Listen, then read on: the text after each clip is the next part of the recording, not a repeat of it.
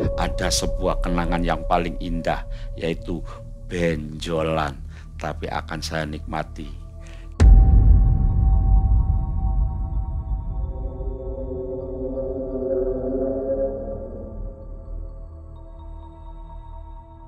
Gede ya ini. Iya. Jadi bukan tumor, bukan ya? Bukan. Kalau tumor ya udah selesai. Ya. Urat-uratnya kelihatan ya. Iya, Ini gitu. tulang sini, Tuh, ini pindah di sini. pindah tuh. Oh, jadi pindah. Iya, yang dari sini tuh. Ini masih sakit sampai sekarang?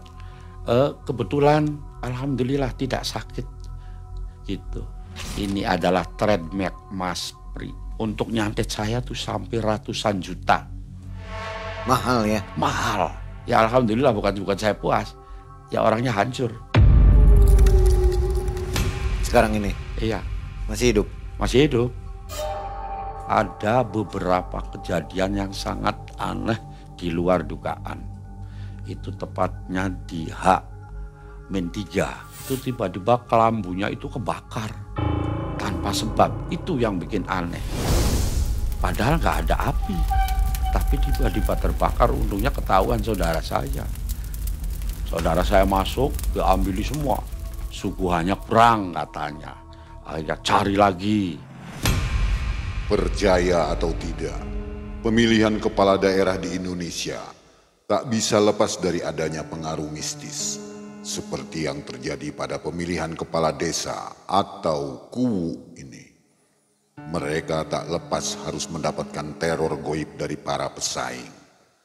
Salah satu bukti dari serangan itu masih membekas pada salah satu calon KUWU hingga sekarang. Kakinya membengkak dan sulit untuk berjalan. Semua teror santet ini dialami oleh Mas Pri. Assalamualaikum warahmatullahi wabarakatuh. Waalaikumsalam warahmatullahi wabarakatuh. Dan selamat malam Sobat Malam Mencekam. Mudah-mudahan sobat semua selalu dalam keadaan sehat walafiat dan selalu dalam lindungan Allah Subhanahu wa taala. Amin. Sobat Malam Mencekam, hari ini kita akan kembali nonton kisah nyata dari narasumber. Yang ini kisah tahun 2007 ya. Iya. Ini kisahnya luar biasa menurut saya. Jadi cocok lah. Sekarang lagi musim pilpres ya, pemilu. Iya. Dan ini mirip. Ini adalah pemilihan KUWU, kepala desa, atau jelasnya kalau di Jawa itu KUWU ya. KUWU, kalau di iya. bahasa Indonesianya kepala desa Kepala lah desa. seperti itu. Nah, kita kenalan dulu ke narasumber. Apa kabar Mas Pri? Alhamdulillah baik, sehat. Waktu itu Mas Pri mencalonkan atau ikut dalam pemilihan KUWU ya, Iya. tahun 2007. 7. Dan saya lihat tadi ada kelainan pada kakinya Mas Pri ini. Iya. Ini entah kenapa, nanti kita coba cari tahu ya kisah Iya. dari Mas Pri ini. Boleh dilihatkan nggak sedikit Mas Pri? Oh boleh. Nah, Iya. sebelum kita Iya tuh. tahu. Nah, ini kondisi Ini Mas Pri. Kondisi kalau ini kaki yang normalnya itu ya ini hasil teluh atau santet ini. Ini setelah pelaksanaan Pelaksanaan pilu. berapa bulan? Kurang lebihnya 3 bulan setelah 3 bulan. pilu. Iya. Jadi bukannya sebelum ya? Bukan setelah. Setelah. Iya. Berarti kalau setelah kan sudah ada yang terpilih Mas Pri. Sudah memang. Kenapa sudah terpilih malah menyerang ya? Iya, jadi intinya saya itu waktu nyalon KUWU itu sebagai calon KUWU termuda dari keempat pasangan calon KUWU. Umur berapa waktu itu? Kurang lebih kalau nggak salah ingat, saya lahir di tahun 1970, tahun 2007 berarti saya umur 30-an ya? 30-an lah gitu. Nah, saya dianggapnya nih sama calon yang terpilih itu, saya ada kolaborasi atau koalisi. Dianggapnya suara saya itu saya jual ke mereka dengan nilai rupiahnya itu 200 juta. Nah, akhirnya teman-teman saya yang kalah itu beranggapan dari yang duanya ini, 3 saya dianggap menjual suara. Ya, Dan katanya Mas Pri ini kakinya sampai keluar kutu apalagi? Ya Ada jarum. jarum barang-barang aneh Jarum ya. emas di sini nih. Nih. Pas istri saya yang ngangkat satu gitu. Cuman petunjuk orang pintar katanya suruh dibuang di sungai, akhirnya dibuang. Iya. Nah, setelah dibuang sama istri saya terbayang, loh itu emas. Pemikiran saya, oh kenapa nggak dijual di toko emas aja, lumayan gitu. Nah, Terbesit. Sobat Malam Mencekam, tentunya dalam kondisi seperti pemilu sekarang ini atau caleg ya, lagi Iya. musimnya seperti itu, ada hal-hal mistis yang di luar nalar.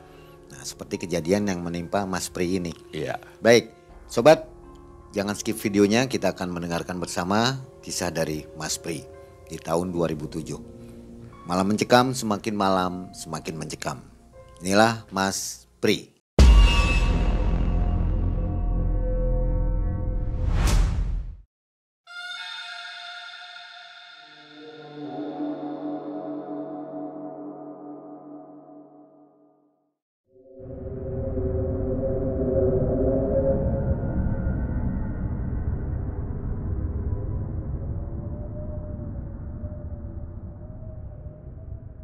Jadi begini Mamang, riwayat tentang kisah perjalanan hidup saya. Saya berangkat dari orang miskin. Pendidikan pun saya pendidikan nanggung. Istilahnya nggak sampai kayak layaknya mereka dari SD, SMP, SMA, S1 melanjutkan. Saya tepatnya di tahun 92 saya kawin dengan istri saya yang bernama Sunenti. Ini kejadiannya di daerah mana nih? Kejadiannya di desa. Waktu itu saya kawin dengan orang. Sayanya orang desa gitu. Memang waktu itu di daerah itu daerah miskin. Waktu itu tempatnya rampok, begal, jambret, segala macam komplit. Istilahnya bahasa kerennya itu Texasnya Indonesia ya. Daerah Beling ya? Ya daerah Beling ngeri gitu. Dari situ, dari perkawinan itu saya dikaruniai waktu itu 2 orang anak laki-laki. Seiring perjalanan ketika saya mengarungi kehidupan dengan istri saya berpikir karena saya tidak punya skill, keahlian apapun, akhirnya saya berunding gimana daripada kita kerja serabutan tidak jelas, kadang jadi kuli bangunan, kuli pelabuhan, nyopir, gimana kalau kita jualan saja. Nah, dari situ saya bikin warung kecil-kecilan, jualan warung kopi, mie rebus, ya namanya jualan warung-warung kecil lah seperti itu, penghasilannya juga ya terbatas. Secara tiba-tiba berjalan kurang lebih 6 bulan saya jualan. Waktu itu teman saya datang main ke rumah, ngajak saya untuk berlayar di kapal di salah satu perusahaan, namanya perusahaan PT Tovico, kepunyaan orang Jepang. Jadi perusahaan itu perusahaan kapal tangkap udang bukan ikan. Jadi yang dicari itu khusus udang di Laut Banda, wilayah Indonesia Timur, Maluku, Ambon sana. Singkat cerita saya ikut berangkat.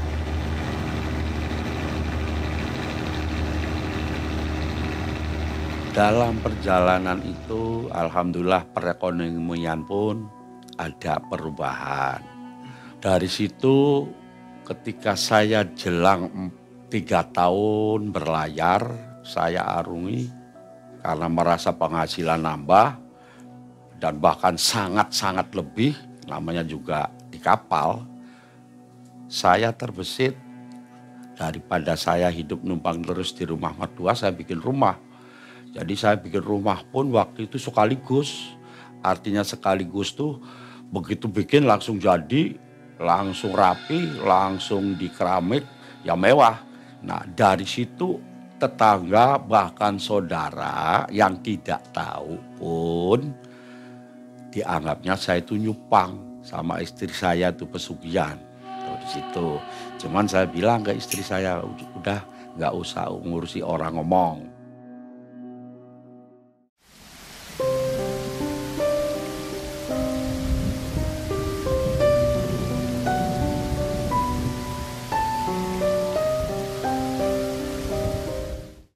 Nah, singkat cerita dalam perjalanan pelayaran saya, tepatnya di tahun 2007, bulan Agustus tanggal 16 saya pulang.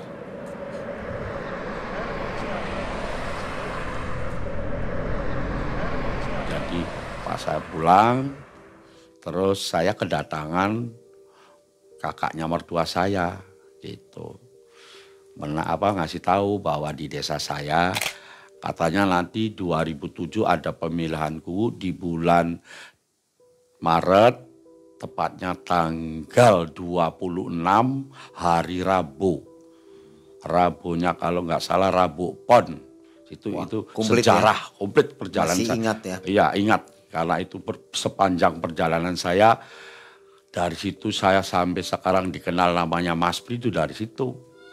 Singkatnya, tepat dalam perjalanan itu ketika masyarakat, saudara, teman saya kumpulkan dan saya deklarasikan bahwa saya siap maju sebagai calon KUU di desa.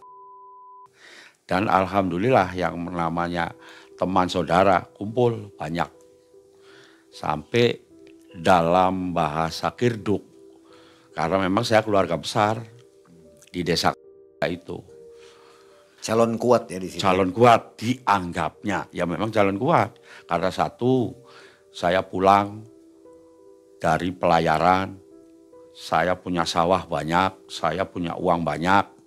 Jadi ya bahasa singkatnya secara hitungan matematik ya saya pasti jadi. Itu walaupun anak muda. Karena memang saya calon paling muda waktu itu. Yang lainnya itu kepala 4. Sama kepala 5-nya 1. Ada berapa calon? Ada 4 calon, ngitung saya. Dalam perjalanan pemilihan KUU itu saya menghabiskan uang saya kurang lebih 300 juta. Uang 300 juta itu saya jual tanah sawah 1 bau. 1 bau itu kalau nggak salah sih 7.000 sekian meter persegi. 300 juta itu untuk apa aja, Mas Itu Pri? untuk administrasi, waktu itu bayar sih, bahasanya dapur umum. Kalau nggak salah 25 juta 1 calon, bayar ke panitia 11. Intinya untuk pembuatan surat suara, segala alat kelengkapan, spanduk segala macam lah, administrasi Pilwu. Semua dikenakan 25 juta waktu itu. Itu belum termasuk tim ses? Belum termasuk gitu. Itu baru yang jelas. Terus untuk keseharian sih, namanya juga makan, minum, rokok. Dan untuk ya namanya juga bagaimana caranya supaya orang ikut saya gitu. Jadi anak kecil, orang besar, dewasa semua ya uang itu habis segitu secara keseluruhan. Nggak pakai serangan fajar ya? Belum ada? Sudah ada. Waktu itu serangan fajar tertinggi 125.000 per orang.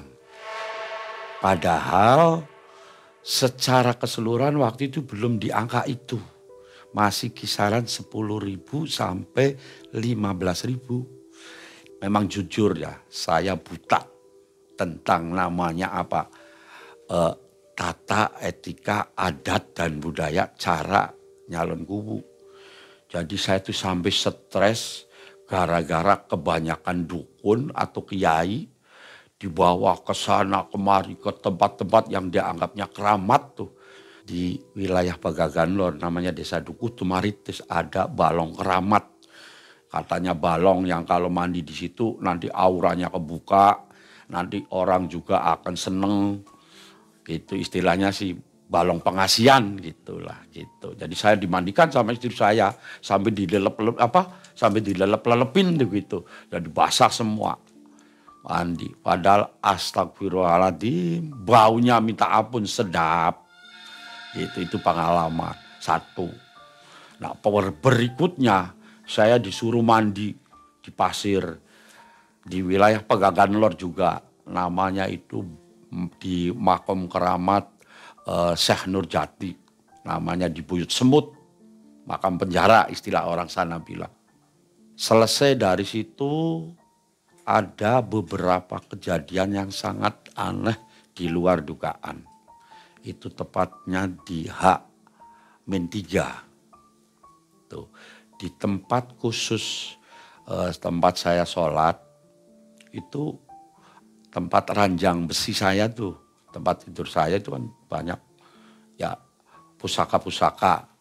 Itu tiba-tiba kelambunya itu kebakar tanpa sebab. Itu yang bikin aneh.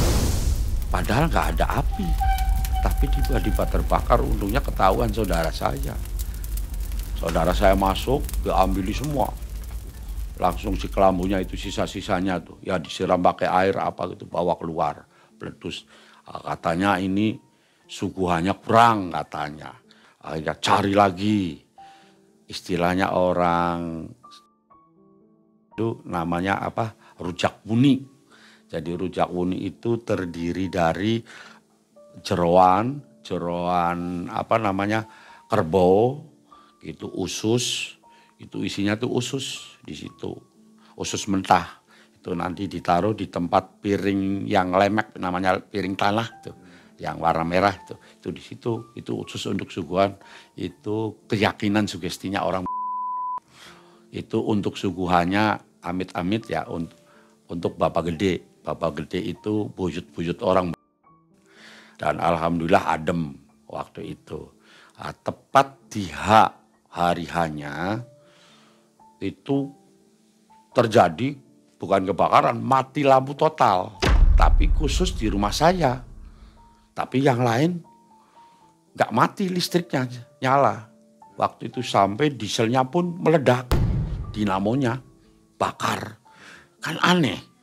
Padahal sudah dipersiapkan dari sedini mungkin. Jadi buat persiapan nanti malam udah dicek semua kondisi diesel tuh.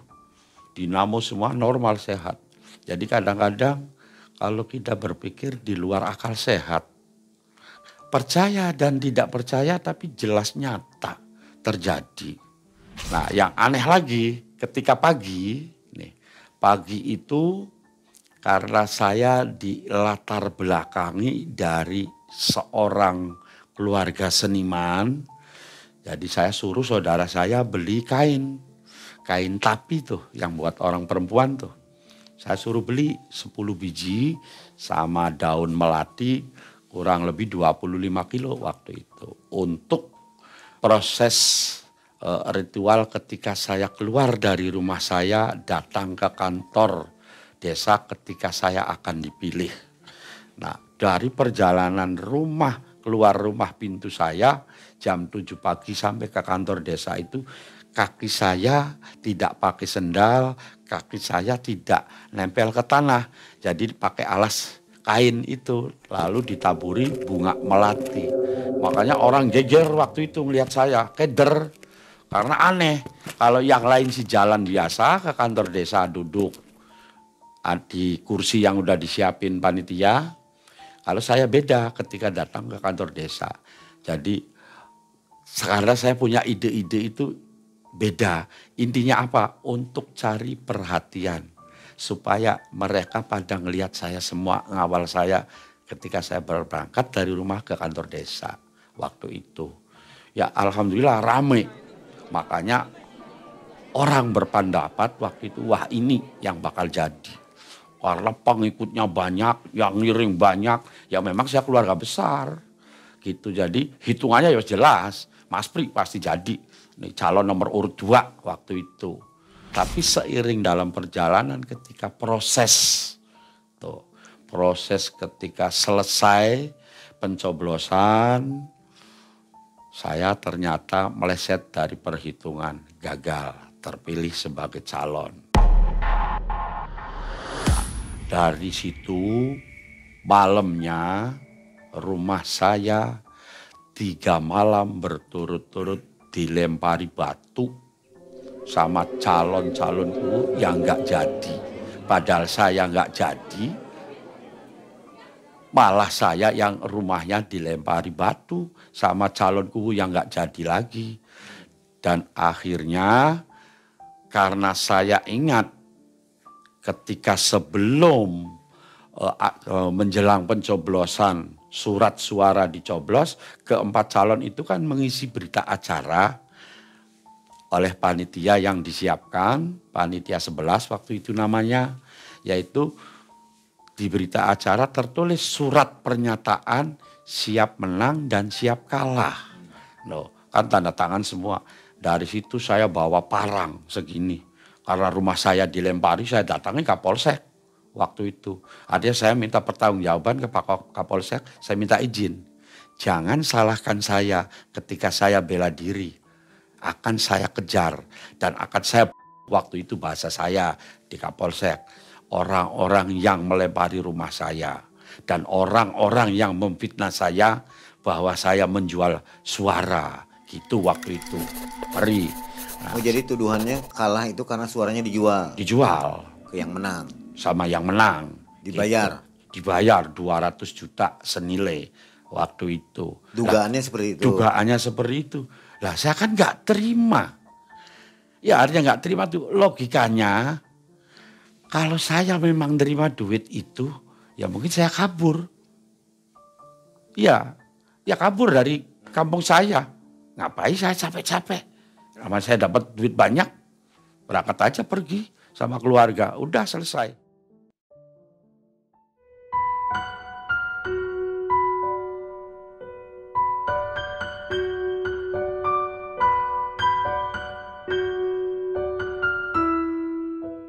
Dari situ saya ada perasaan, apa ya namanya, saya punten ya. Saya memang buta agama, buta tentang pengetahuan yang namanya mistik segala macem. Saya nggak ngerti lah jujur. Perasaan saya tuh nggak enak terus gitu. Ada apa gitu. Tiba-tiba ada perasaan 1 bulan berjalan. Sebenarnya perasaan-perasaan itu udah sering. Deg-deg gitu. Deg-deg piar gitu. Nah tepat sore kurang lebih habis sholat asar. Di depan rumah saya tuh ada perasaan sakit di lutut tuh. Kecis-kecis gitu. Macam kayak ditusuk-tusuk gitu. Lutut saya kanan tuh. Cuman saya pikir, wah jangan-jangan ini kolesterol. Istilah penyakit-penyakit sekarang tuh asam urat. Atau rematik istilahnya. Ya sangat biasa aja gitu. Nah terus saya biarin aja gitu. Nah tiba-tiba memang waktu itu ada yang orang ngaku-ngaku pintar sebetulnya jujur. Namanya kalau nggak salah namanya Bapak A. Itu asli orang desa. Ngasih tahu, Mas Pri, kamu tuh rumahnya harus dibikin pagar. Lah ngertinya saya kan pagar besi atau pagar bambu. Saya bilang, Pak pagar apa sih? Wah bisa ngerti. Udah, saya ngerjai gitu. Kayak saya abaikan aja, saya pikir lah omongan-omongan biasa aja. Saya nggak nyambung lah kalau dunia-dunia begitu tuh. Artinya memang jujur saya nggak ngerti. Selang perjalanan saya ikut nyata. Saya pikir-pikir betul bahwa saya itu akan ada yang nembak. Gitu. Ya bahasa orang pintar spiritualnya tuh gitu. Ngirim santet. Ngirim santet. Jadi ketika ada rasa sakit yang amat mulai sangat terasa. Kalau jalan baru beberapa langkah berhenti, duduk dulu. Nanti kalau hilang rasa sakitnya baru jalan lagi. Nah dari situ saya pertama kali diajak teman saya namanya Mas Arifin. Itu dia ngajak saya ke tempat orang pintar di daerah apa namanya Cilimus, Kuningan gitu, ke orang pintar. Sempat saya dikasih ke sana dibawa, diliatin, diobatin gitu. Ya gitu bilangnya. harus di ritual. Kata ini ada kiriman. Tapi saya berpikirnya masih apa iya, apa tidak. Tapi kalau iya, memang iya sakit gitu. Cuman waktu itu di lutut saya tiba-tiba ada benjolan kecil. Lah saya anggap ya itu bisul.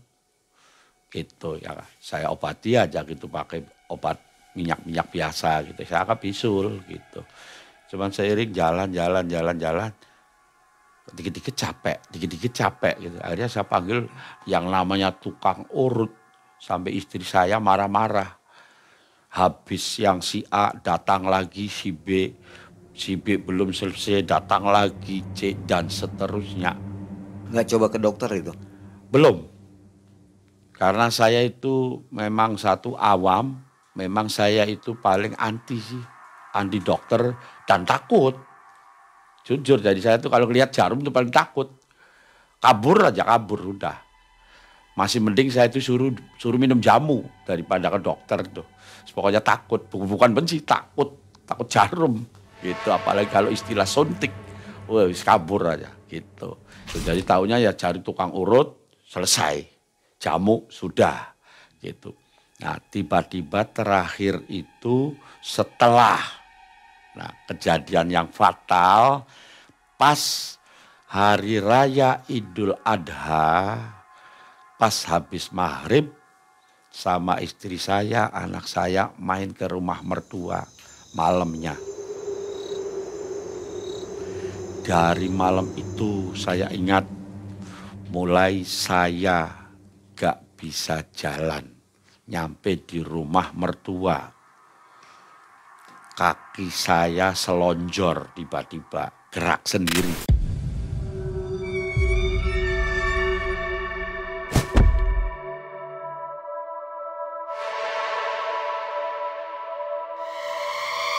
Terus saya nggak bisa narik, saya tarik, sakitnya luar biasa. Lalu saya ingat saya punya saudara, saya panggil, suruh narik kaki saya dibopong sampai masuk ke rumah. Lalu panggil, diurut, terus akhirnya saya bisa nekuk lagi. Nah dari situ saya mulai tidak bisa jalan.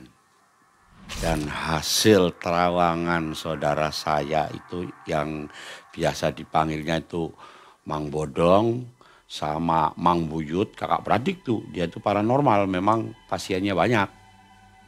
Katanya kamu itu diguna-guna alias disantet. Gitu. Cuman dia tidak mampu. Dia memang jujur, saya bukan tandingannya. Katanya waktu itu. Nah dari situ mulai saya berpikir, waduh ini berarti tantangan hidup saya sangat luar biasa. Berarti kemana lagi saya harus mencari bahasanya pertolongan atau obat atau istilahnya orang pintar. Cuman alhamdulillah tanpa saya undang. Ketika mendengar saya sakit, keluarga saya itu spontan pada nyari orang-orang pintar. Hampir kalau boleh dikatakan tiap-tiap malam Jumat itu pada datang bergantian. Tapi mereka total gak ada yang mampu. Itu kakinya sudah besar seperti ini waktu itu? Waktu itu belum. Masih segini kalau nggak salah. Dari besar tapi besarnya lingkaran segini. Udah susah jalan? Udah susah jalan. Nah udah susah jalan. Nah gini yang menariknya lagi nih. Jadi jalan sudah susah, dibantu pakai tongkat. Nih terus cuman saya itu orangnya bukan orang yang gampang menyerah. Jadi udah tahu sakit, saya lawan rasa sakit itu. Tapi anehnya tuh, setiap hari Kamis malam Jumat, macam kayak sudah diatur gitu. Begitu menjelang maghrib, udah saya nyampe rumah, turun, mau masuk nggak bisa, udah lumpuh, merangkang, berhari-hari, gitu. Akhirnya tiba-tiba, pas kalau nggak salah malam Jumat Kliwon, saya fatal. Pak! Terkapar, saya terlentang, saya ditutupi kain, macam kayak orang sudah meninggal. Akhirnya keluarga besar saya datang, sampai saya di Haji Yasin. Setelah itu, setelah kumpulnya keluarga saya, keluarga kakak saya yang dari Garut datang. Namanya Mas Yudi. Dia kata temennya, udah Mas Yudi, adik Mas Yudi tuh dibawa aja ke tempat orang pintar di daerah Subang. Katanya di Alas Cijengkol, Kecamatan Pabuaran, kalau nggak salah di daerah situ. Aja saya dibawa paginya, malamnya habis di Haji Yasin, pagi saya dibawa ke Subang.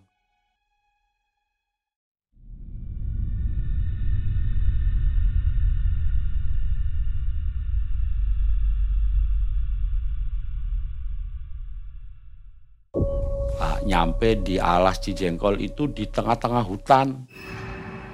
Rumahnya hanya satu, terus di situ ada musola. Musola yang dari papan tuh kayu, musola panggung. Katanya yang punya musola di situ bilang, Mas Yudi, di sini tuh jarang yang mampu, jarang yang kuat.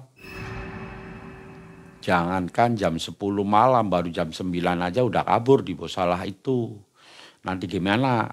Adik kamu itu kakinya aja kayak gitu, jalan aja susah. Cuman sebelum kakak saya menjawab, saya yang ngomong, Ibu punten, saya udah pasrah. Karena dalam diri saya kehidupan manusia itu bukan siapa-siapa yang menentukan, hanya Allah. Saya udah cari sembuh, saya pengen sehat. Akhirnya saya di situ boleh masuk. Nah, saya ditinggal sendirian di musola itu, tidur di situ, sholat di situ, ngaji di situ siang malam, suruh puasa 1 minggu.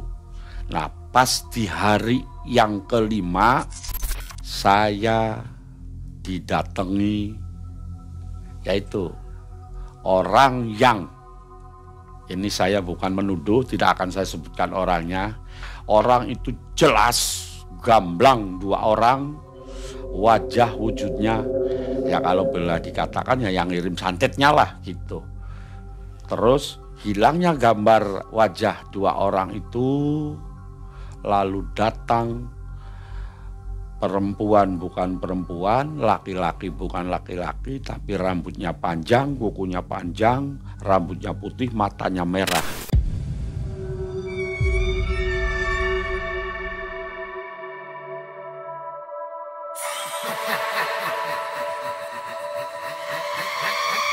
Mau nyengkeram saya tapi dia tidak mampu.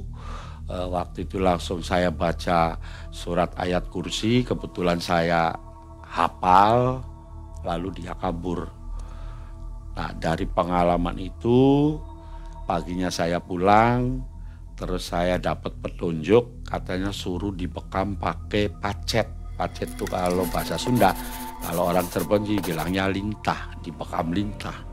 Nah, dari bekam lintah itu 3 ekor di lutut saya nih, bukti santet saya kena santet nih. Nih kejadian. Kalau yang normalnya kan ini, nih di sini pas nih, ini keluar jarum emas. Ini istri saya waktu itu yang ambil. Gitu, waktu saya lumpuh, saya dibekam pakai pacet, pakai lintah, sini sama di sini. Keluar darah banyak.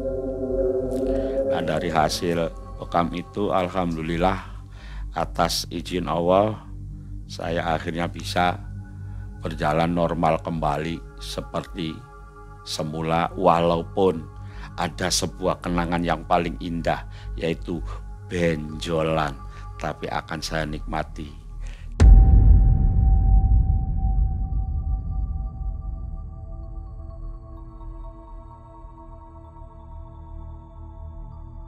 Mas Prianto, Ya. gimana? Ini katanya sampai ada kejadian di kaki nih katanya. Iya. Ya ini tuh kejadian waktu saya nyalon kubu. Gitu. Gede ya ini. Iya. Ini Dikupas. jadi kerasanya apa, Pak? Kerasanya. Kerasanya ya alhamdulillah, sakitnya nggak bisa dibayangkan. Jadi bukan tumor, bukan? ya? bukan. Kalau tumor ya udah selesai. Ya. Urat-uratnya kelihatan ya. Iya Ini gitu. tulang sini. Tuh Ini pindah di sini. pindah tuh. Oh, jadi pindah. Iya, yang dari sini tuh. Ini masih sakit sampai sekarang. Kebetulan alhamdulillah tidak sakit gitu. Seperti normal ya. Normal seperti biasa, cuman hanya sebuah kenangan indah, benjolan kanan dan benjolan kiri. Ini adalah trademark Mas Pri, trademark ikon. Sudah coba ke ortopedi. Ke ortopedi sudah 1 kali di Rumah Sakit Ortopedi Karimah di Solo. Memang sudah kempes. Nah ini ada yang lupa, udah kempes tadinya kayak gini. Kembali normal. Nggak normal ini udah normal. Mungkin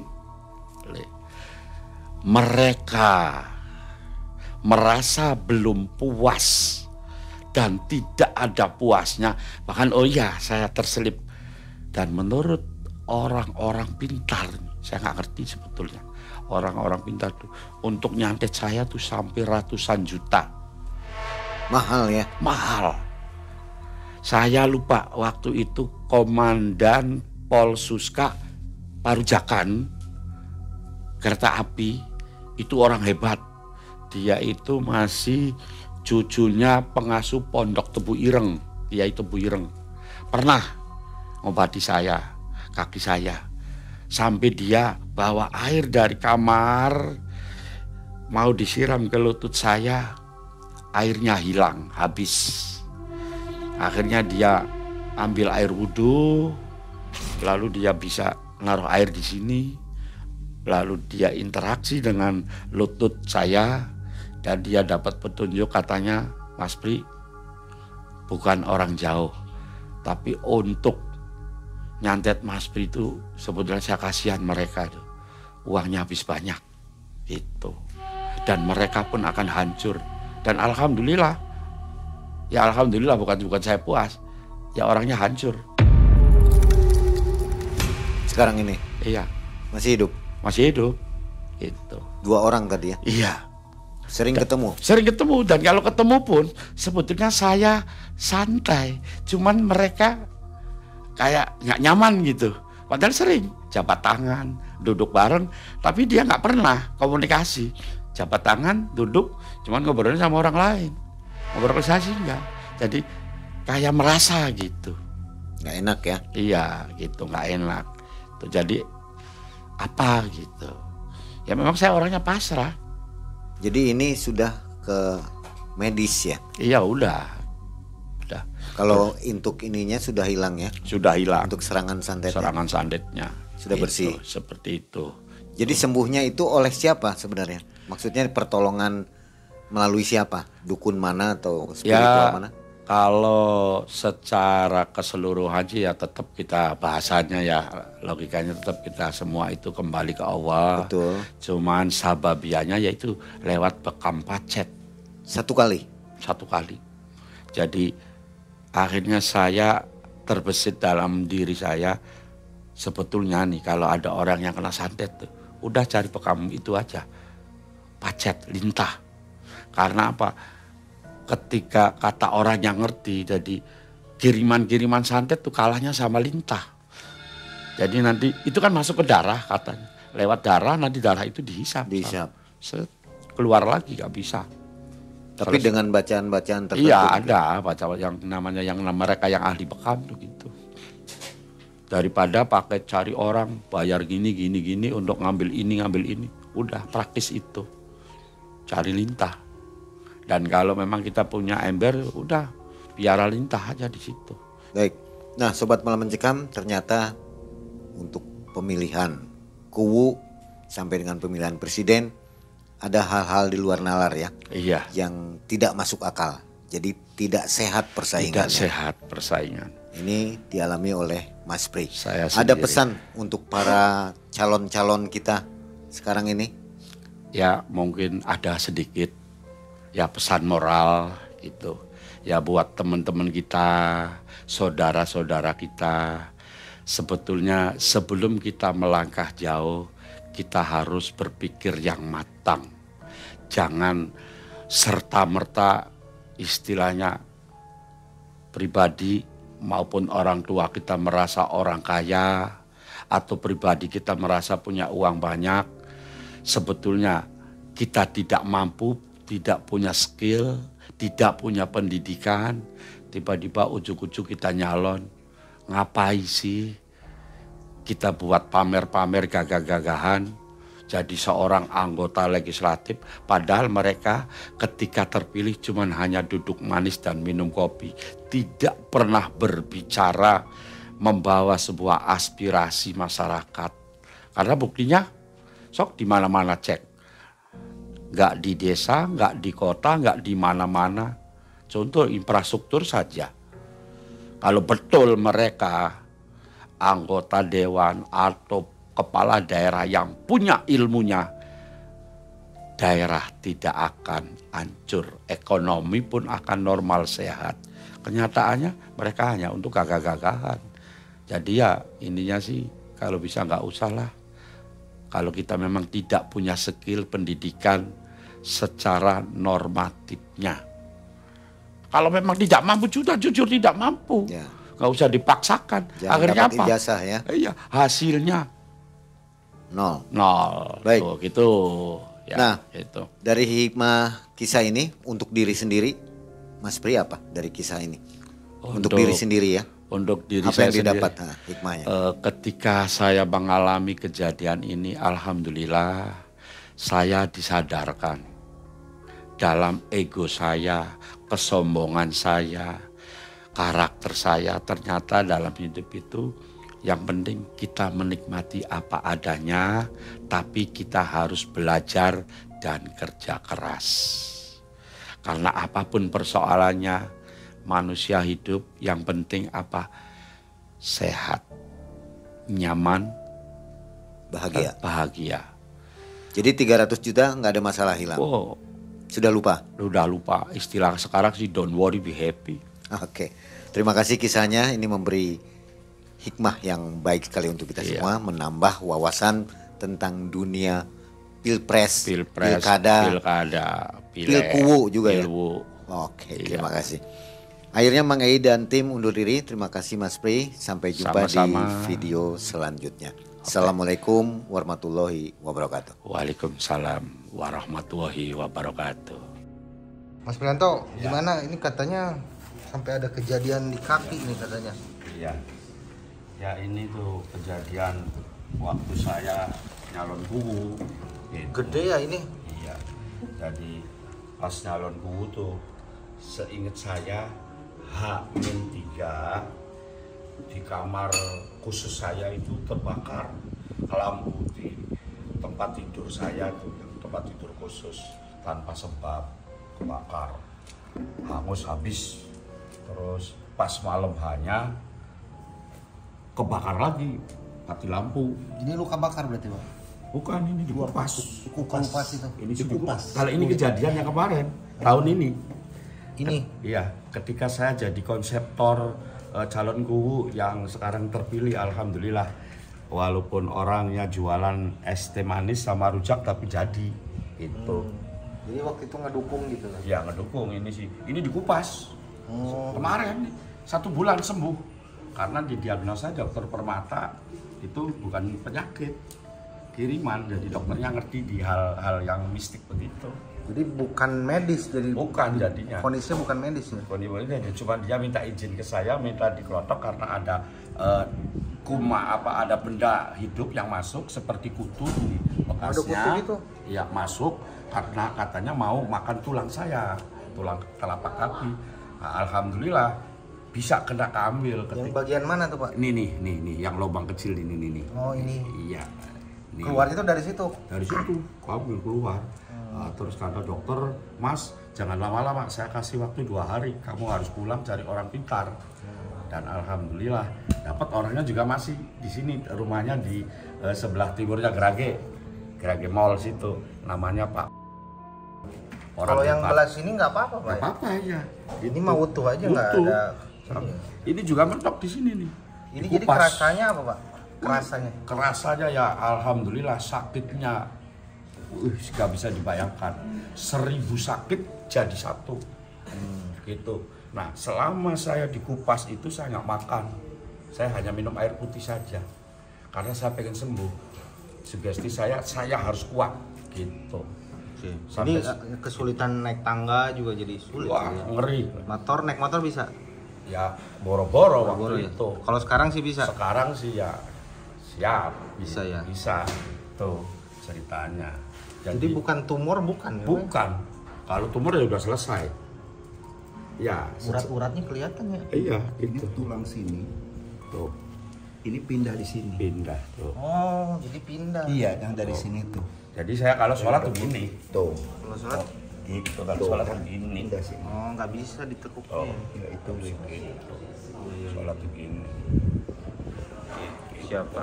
Iya, itu kalau sholat. Kalau pas sholat harus gini. Nggak bisa normal nekuk secara sempurna. Tapi ya saya syukuri alhamdulillah. Gitu. Apapun persoalannya, ini adalah ujian menurut saya.